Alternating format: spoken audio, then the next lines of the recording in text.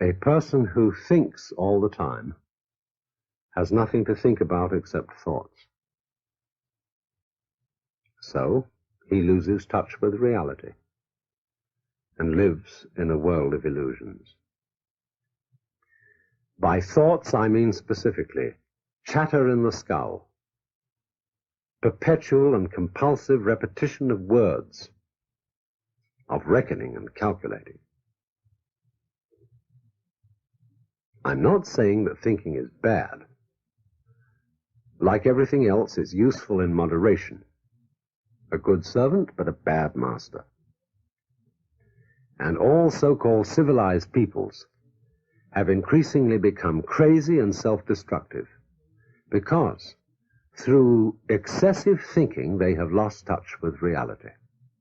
That's to say, we confuse signs, words, numbers, symbols, and ideas with the real world.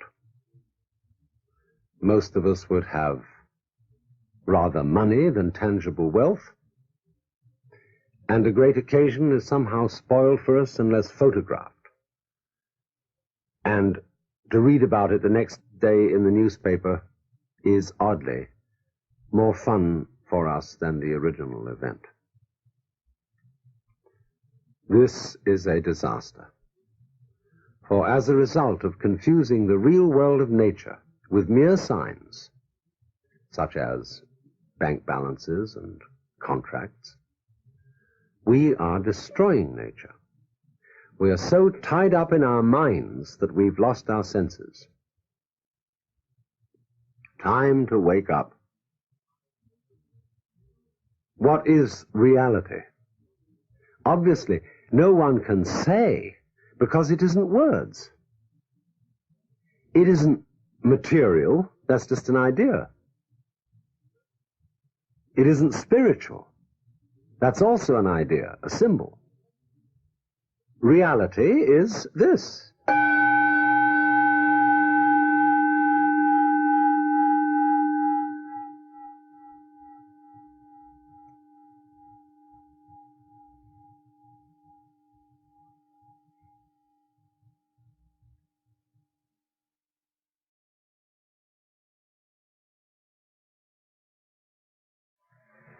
Realize that anybody whom you consider in matters spiritual, psychological, and so on, as an authority, has this authority because of your opinion that he has, or she has. How do you know?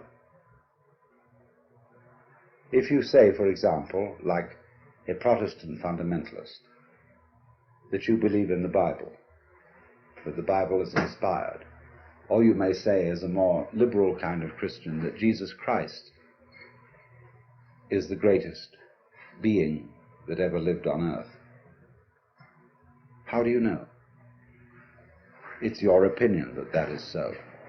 Lots of people may have told you so, and you may be very impressed by those people, but you bought it.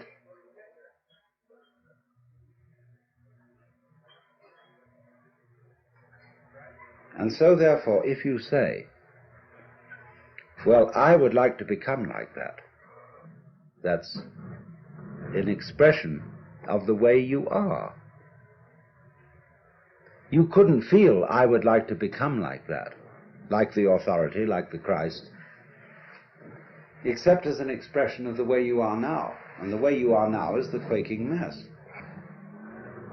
And therefore, your emulation, your desire, your idealism to become like Christ is merely one of the appetites of your quaking mess. It's an expression of you as you are. And don't fool yourselves. I'm not trying to put you down by talking about the quaking mess. The quaking mess may be in fact something very, very natural. The way we are, the state of affairs. And we shouldn't be ashamed of it. I'm not ashamed of it. I've told you of it frankly.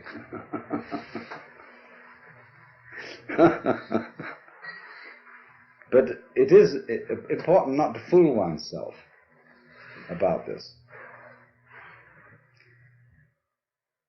But there doesn't there, seem to remain a problem about existence, about being alive. Now let's go into what is that problem at the sort of nitty-gritty level.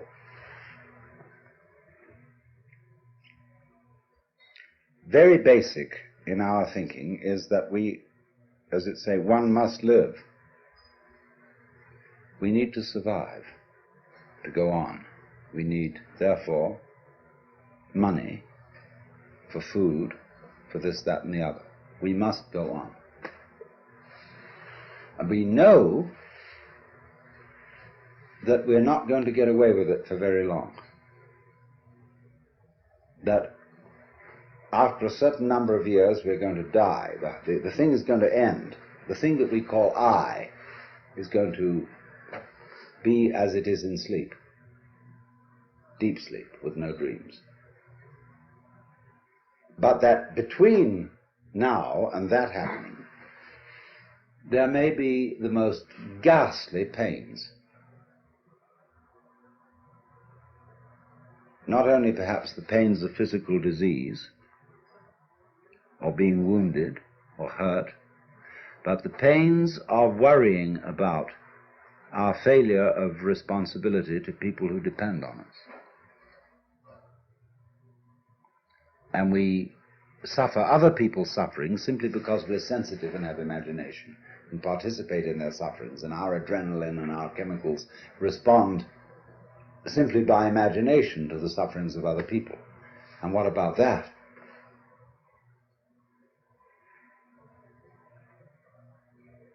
And so we can look at these problems and say, now, quite obviously, all these problems cannot be solved in a physical way. That is to say, we do not expect in our lifetime that medical skill will make us exempt from death.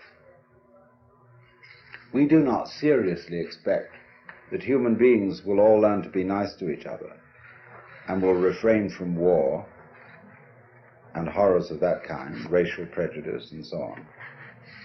We don't seriously expect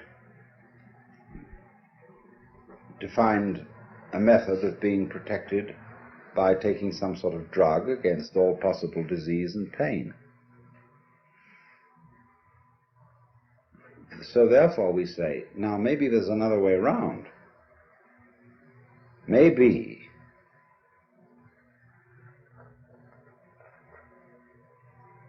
that instead of solving these problems at the technical level, we could solve them at the psychological and spiritual level by so disciplining ourselves, by so doing something with ourselves, that we wouldn't be afraid of it anymore.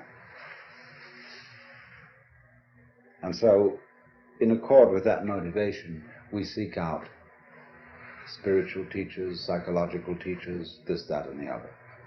Could we somehow be made over so that we don't worry about the quaking mass by a spiritual discipline or whatever?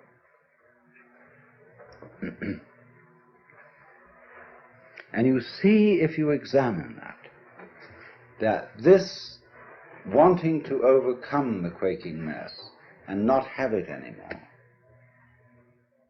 that precisely is the quaking mass.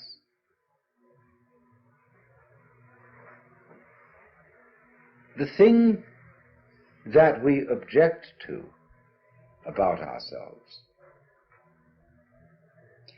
is precisely what we do about overcoming it. In other words, the activity that we employ in overcoming it is the mess that we object to. Do you see that? And it's very important to realize that. Then if you do realize it, you raise the question, then what can I do?